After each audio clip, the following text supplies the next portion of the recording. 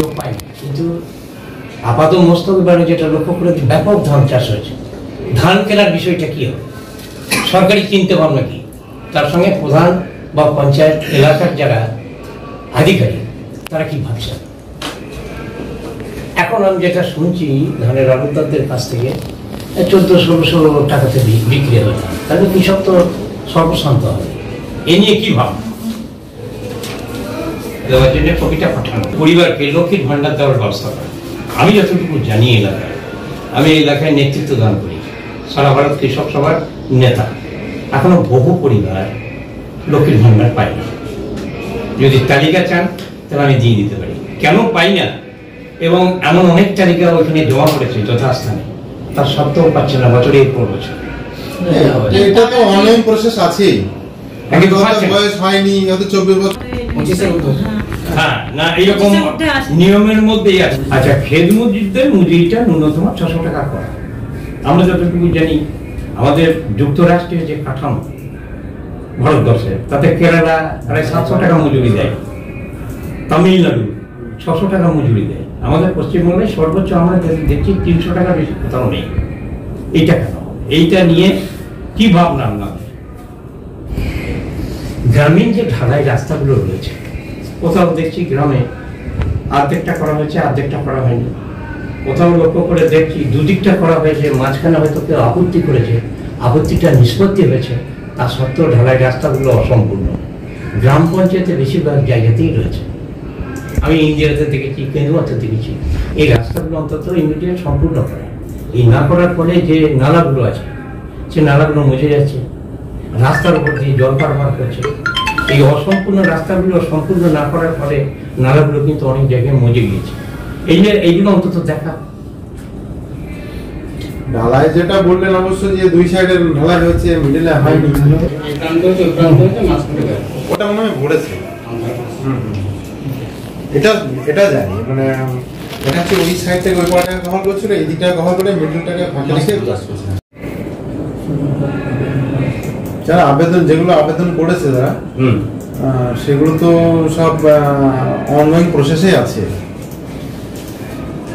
প্রসেসে আছে। যদি আমরা সেই আয়তে আসি তো অবশ্যই পাবো। আচ্ছা আচ্ছা, বেশ। আর একটা রয়েছে আমাদের এই যে ভারতের যুক্তরাষ্ট্রীয় ব্যবস্থাপনা, বিধান পরিষদ, বিধান সভা এবং 30 স্তর পঞ্চায়েত, যারা নির্বাচিত প্রতিনিধি তাদের সকলের কিন্তু সমান অধিকার রয়েছে। অবশ্যই যারা নির্বাচিত প্রতিনিধি তাদের সমান অধিকার। আমি একটা দল থেকে এসেছি, আমার বাড়তি কিছু গুরুত্ব, আমি বেশি অধিকার পাবো।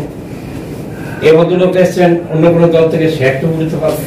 আর একটা দলকে দেখা গেল তার কোনো গুরুত্ব নেই, তার সে ক্ষমতায় নেই, সে এলাকায় ডেভেলপমেন্টের কাজে অংশগ্রহণ করতে পারছে না, পাবলিকের কাছে হেয় প্রতিপন্ন হচ্ছে।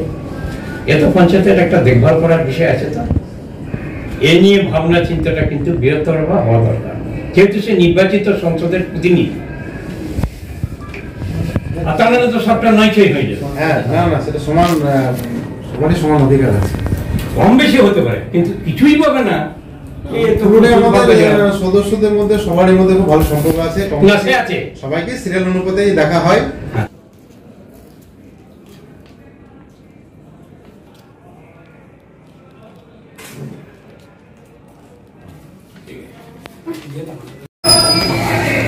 কি জন্য পঞ্চায়েতে আসা হয়েছে আপনাদের? উন্নয়নের জন্য, উন্নয়নের স্বার্থে। কি কি দাবি ছিল? হ্যাঁ, দাবি 11 দফা দাবি ছিল।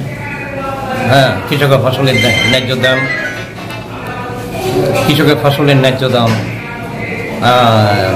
100 দিনের কাজ, ঢালাই রাস্তা সম্পর্কে, সেচ নালা সম্পর্কে, ইন্দিরা আবাস যোজনার বাড়ি সম্পর্কে, ভাতা সম্পর্কে। এই উন্নয়নের দাবিতে আমাদের এখানে আসা, পঞ্চায়েতে আসা, পুরুল গ্রাম পঞ্চায়েতে আসা।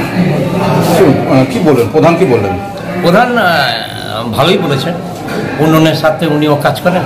আলোচনাটা ভালো হয়েছে, ফলপ্রসূ হয়েছে, কথাবার্তা ভালোই হয়েছে, আলোচনাটা ভালো হয়েছে। আপনার নাম? রবিলাল মন্ডল, সারা ভারত কৃষক সভার ব্লক কমিটির সভাপতি। প্রতিনিধি হিসাবে আপনারা যে দাবিপত্র রেখেছেন সেইটা সম্বন্ধে দু এক কথা বলছি। সারা ভারত কৃষক সভা যে দাবি এবং ক্ষেত মজুরদের ইউনিয়নের যে দাবি আপনারা পেশ করেছেন 10 দফা, সেই 10 দফা দাবির সঙ্গে পঞ্চায়েত অধিকাংশ ক্ষেত্রে সহমত পোষণ করছে এবং আপনাদের যে দাবি সেটা ন্যায্য।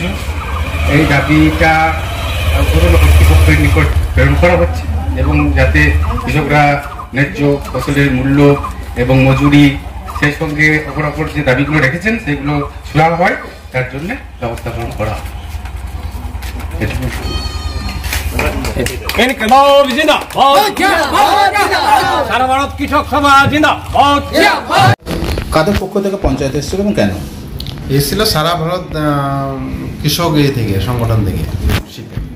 কি বলা হলো আপনাদের, কি কি দাবিতে করলো? ওনারা 11 দফা দাবি রেখেছিলেন, উন্নয়নের স্বার্থে দাবিগুলো রেখেছিলেন, সেগুলো যাতে উদ্ধৃত কর্তৃপক্ষের সঙ্গে আলোচনা করে পাঠানো হয়, যাতে এগুলো বাস্তবে রূপ নেওয়া হয়, সেই জন্য পাঠিয়েছেন বলেছেন। কি কি দাবি ছিল?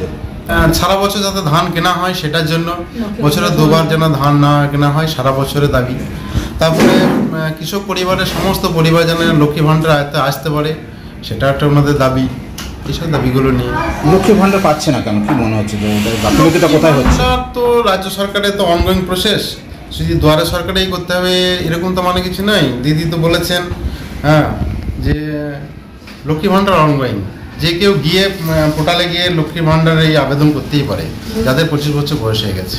আর একটা দাবি করা হলো যে যেসব পঞ্চায়েত সদস্যরা আছে তারা ঠিক মতো কাজ পাচ্ছে না, কি বলবেন এই বিষয়ে? আমার বলছেন যে যাতে মানে সুসম্পর্কটা থাকে, যেন সবাই সমান অধিকার হয়।